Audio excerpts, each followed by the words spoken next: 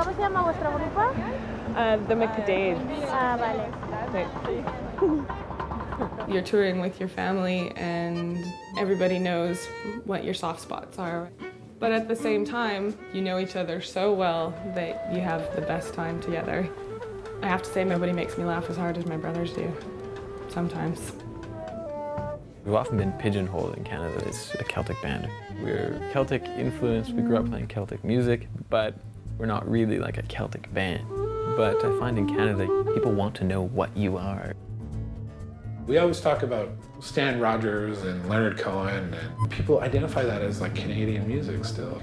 We've been on tour in Germany and they're like, well, how do we know you're Canadian if you don't play Stan Rogers? Winning a Juno carries some cachet. They're a band to be reckoned with, but it's a really, really hard journey.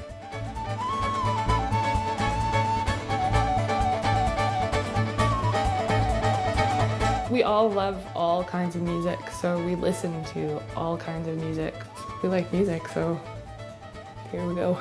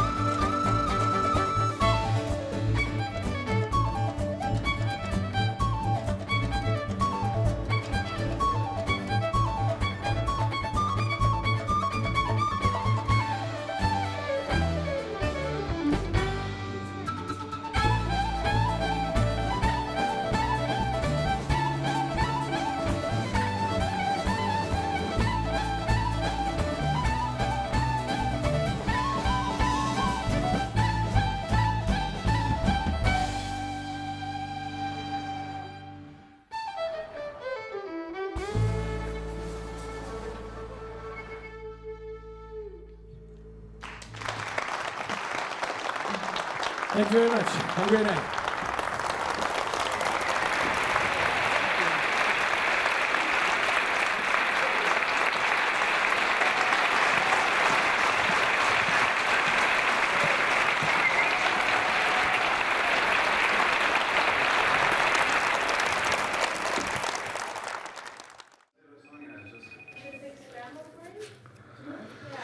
This is one of the problems of being overseas, man. You don't get to talk to your lady and your baby.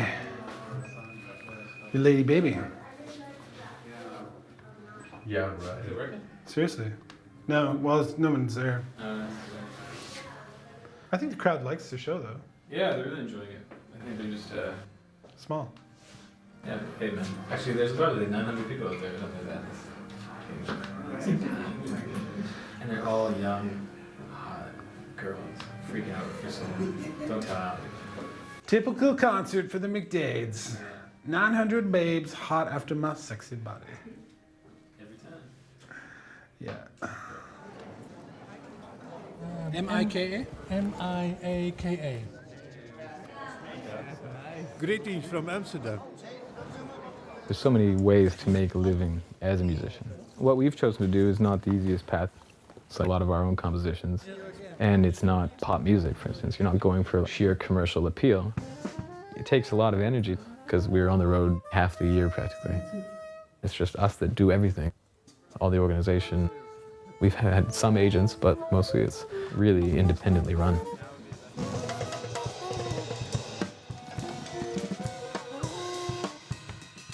To be honest, before the McDades, I was never really very familiar with Celtic music at all. I'm still not very familiar with it, but more so now. One of my favorite things with the McDades is that it's never a drag to spend an extra half an hour at a sound check to work something very specific. A lot of the situations I was into before that, there just wasn't that kind of work being put into stuff. As a family, it liberates us from feeling reserved or from really kind of keeping things bottled up. It's sort of like, I don't like this, and you know what? I'm gonna tell you that I don't like this because, oh, you're not my brother, but you're sitting next to my brother, so fuck it, you're part of the family. 1, 2, 3. I can see her looking fast in her faded jeans. She's a hard-loving. The group actually gets criticized for being like too tight and too together, which I think is really funny because to me it's kind of the point. It's been a part of what we've tried to do, and I've tried to do since being a teenager, is really trying to go as deep into it as you can, you know, trying to really understand music. I kind of feel like, well, who better to do that with than Jeremiah and Shannon? Play with other people, it's like, what do you mean you just don't know that?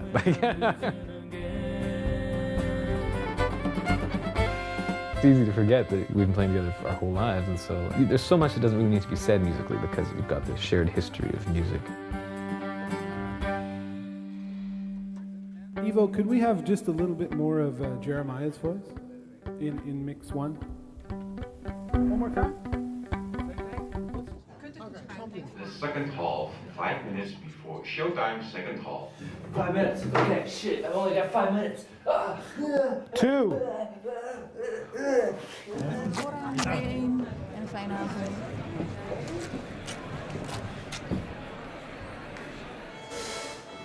Shannon and Jeremiah and I, we grew up playing with our mom and dad in a family band, like, well, not at all like the Von Trapp family, actually, or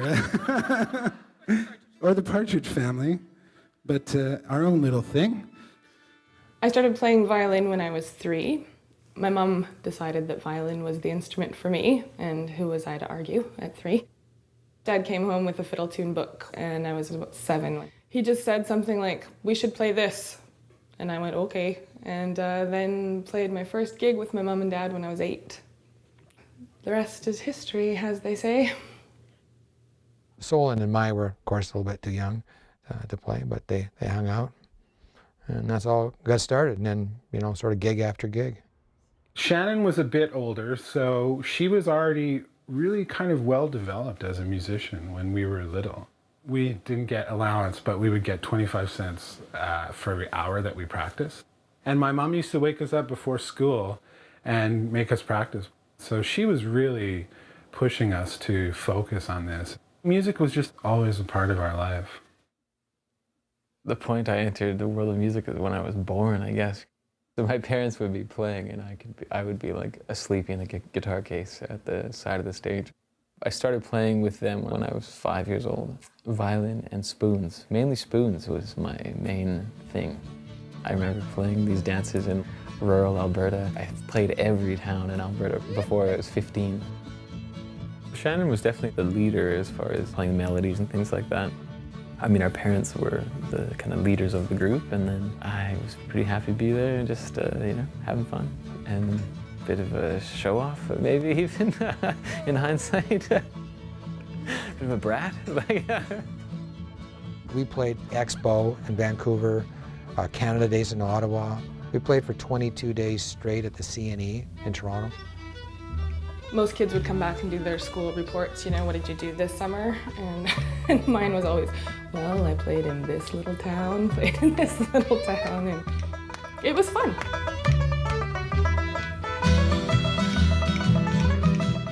I was not into it at all as a teenager. We used to wear these outfits with a sash and hats and stuff, and I was 12 and I said, I'm not wearing that fucking sash, you know, like. No, there were times where you just didn't want to go. And the last thing you wanted to do is hang out with your family.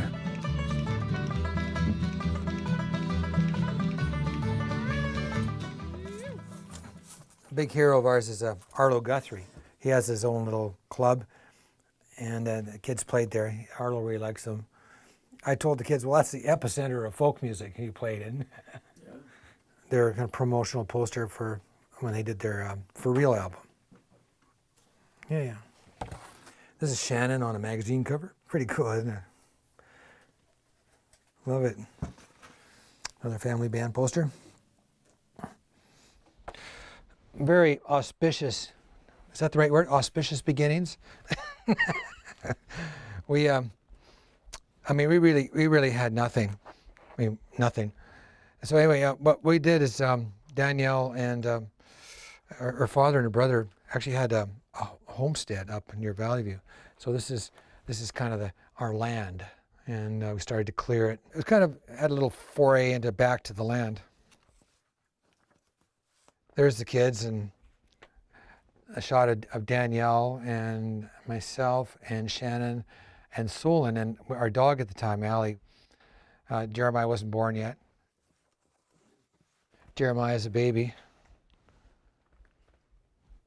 Solon on a York boat just near Fort Edmonton. There's Shannon, her little white dress. Danielle still has that little white dress. And, oh yeah, here we are. Jeremiah on this tractor that actually my dad gave me when I was a little kid, and we still have. This is our first folk festival we played. It was the Wild Rose Folk Fair. Shannon got a nettle in her finger about half an hour before the gig, so I had it all bandaged up and managed to play anyway. Yeah, pictures, there you go. Mama don't allow no bluegrass playing around here. I really thought that our work with traditional music was a really, really cool thing. But what I didn't realize was at the same point, this whole thing was dying. We were actually booked in to play the Canmore Folk Festival. I just knew it wasn't happening anymore, so actually I phoned the festival and said, you know, we can't do it. We were supposed to actually be a double bill with the Rankins. I just felt that, you know, Shannon needed to do other things. I toured with a songwriter named Bill Bourne for about 3 years, did 2 albums with him. I had some friends that were also singer-songwriters. I produced a couple of albums. I didn't finish high school. I dropped out of school and I went on tour with blues bands. He was touring all over North America with like quite well-known blues, like old blues musicians like Luther, Guitar Jr. Johnson, and then he would get me to play with them sometimes. I got into the blues that way.